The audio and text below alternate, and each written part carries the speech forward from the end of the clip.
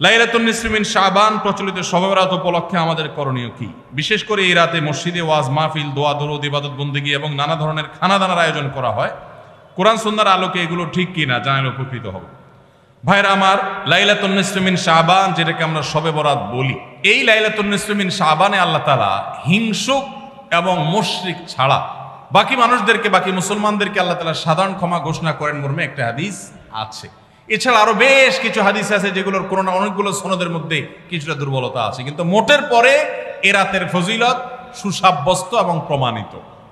কিন্তু এর মানে এই নয় যে এই রাতকে কেন্দ্র করে আমরা যা করি আমাদের দেশে তার সব সঠিক। আমাদের দেশে লাইলাতুল বরাতে মানুষের যে ভিড় মসজিদগুলোতে, এটা তো ভালো জিনিস যে মানুষ মসজিদে আসছে, কিন্তু অন্যদিন না এসে এই রাতে বেশি আসার কারণটা কি?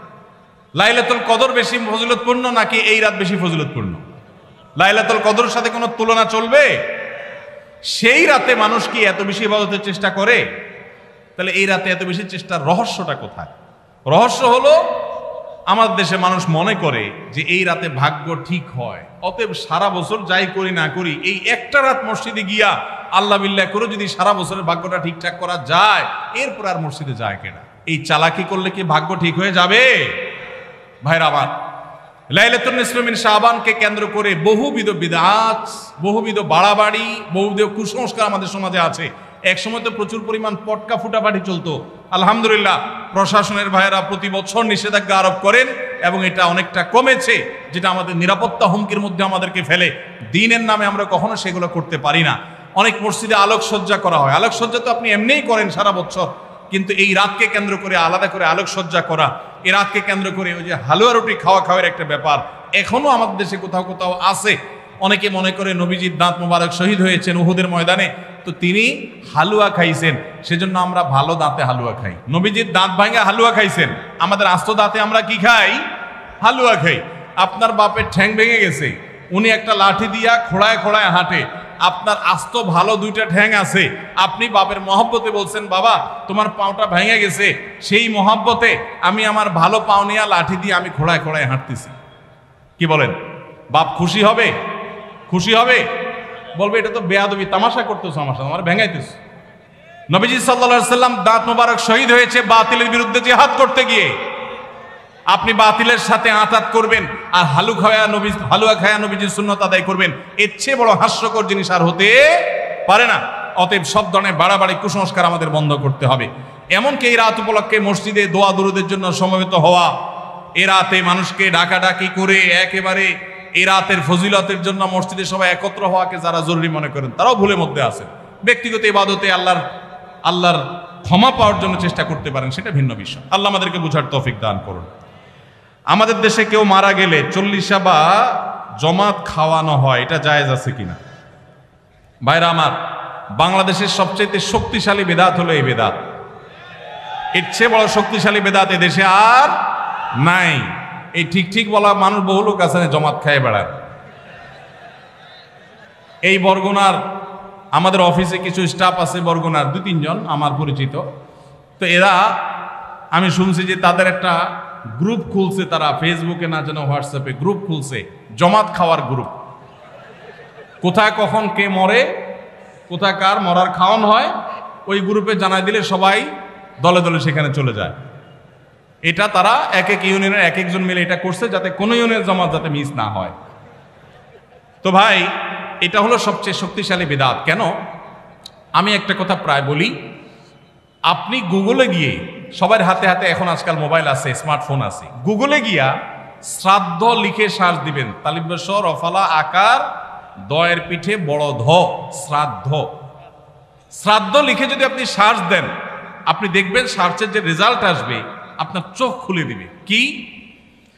হিন্দুদের মধ্যে একটা ধারণা আছে, সেটা হলো যদি কোনো মানুষ মারা যায়, তার মৃত্যুর পর এলাকাবাসী আত্মীয় স্বজন সবাইকে দাওয়াত দিয়ে না খাওয়ানো হলে ওই লোক স্বর্গে সোনা দানা পায়, খাওন পায় না, সে না খায় কষ্ট করে।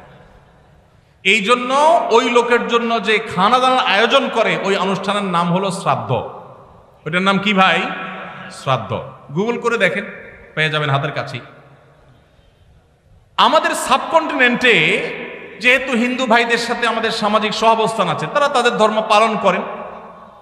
আমি তাওহীদবাদী, আমি ইমানদার, সেই জায়গা থেকে আমি শিরকে আল্লাহর নিকট সবচেয়ে অপরাধ মনে করে বাঁচার চেষ্টা করি, কিন্তু তারটা তিনি করেন, তারটা তিনি করে, এটা তার ব্যাপার। কিন্তু তাদের সাথে মিশার ফলে তাদের অনেক সংস্কৃতি আমাদের মুসলমানদের মধ্যে চলে আসছে, আমরা টেরও পাই নাই। এই যে মানুষ মারা যাওয়ার পরে যে খাওয়ার অনুষ্ঠান মৃত ব্যক্তির ওয়ারিসদের উপরে চাপানো হয়, এটা ওই শ্রাদ্ধ থেকে এসেছে। এটা ইসলামে নাই। ইসলামে আছে উল্টাটা। উল্টা কি? একটা মানুষ মারা গেছেন, নবী সাল্লাল্লাহু আলাইহি সাল্লাম বলেছেন অমুক মারা গেছেন, তার পরিবারের লোকদের জন্য তোমরা খাবারের ব্যবস্থা করো। কেন? কারণ তাদের রান্না করার মতো মানসিক অবস্থা নাই। আমরাও সেটা করি, অবশ্য আপনারাও করেন। কেউ মারা গেলে তার আত্মীয় স্বজন, তার ছেলে মেয়ে, বউ বাচ্চাদেরকে খাওয়ান দাওয়ান দেন, 2 দিন 3 দিন একটু খাওয়ান টাওয়ান পাঠান, এরপরে 40 দিনের দিন সুদে আসলে একসাথে উঠায় নেন। কি বলেন? খাবার পাঠান গামলায় করে একটু, আর খাওয়ার সময় গোটা গরুটা খেয়ে ফেলেন এলাকার মানুষ। বাপ মারা গেছে, আপনি খুশি না বেজার? খুশি না বেজার? আপনার মা মারা গেছে, আপনি খুশি না বেজার? যদি বেজার হন, খাওয়ানোর যত অপশন আছে, খাওয়ানোর যত উপলক্ষ আছে মানুষ খাওয়ানোর, এটা খুশি হয়ে না বেজার হইয়া? যেমন মানুষ বিয়ে করছে, খুশির চোটে অলিমা খাওয়ায়, এটা সুন্নাত। কারোর বাচ্চা হয়েছে, খুশি, এই জন্য সে আকিকা খাওয়ায়। কারোর ছেলেটা পাস করছে, সে খুশি হয়েছে, এই জন্য সে আটার দলা খাওয়ায়, মিষ্টি খাওয়ায়। কিন্তু আপনার বাবা মারা গেছে, আপনার তো মনের কষ্ট। আপনি যেভাবে জিয়াফত দিচ্ছেন, আপনি যেভাবে মেজবানি খাওয়াচ্ছেন, এটা দেখে তো মনে হচ্ছে আপনি অনেক খুশি যে বাপটা চলে গেছে, এখন জমি জমার ভাগযোগগুলো আমরা পাবো, এই উসিলা সবাই খাওয়াই। আল্লাহ আমাদেরকে হেদায়েত দান করুন।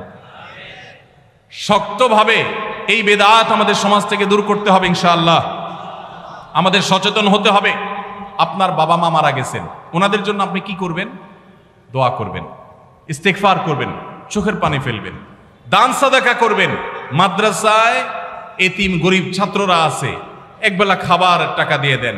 মসজিদে কিছু ইট কিনে দেন, মসজিদের জায়গা কিনবে, সেখানে টাকা দিয়ে দেন।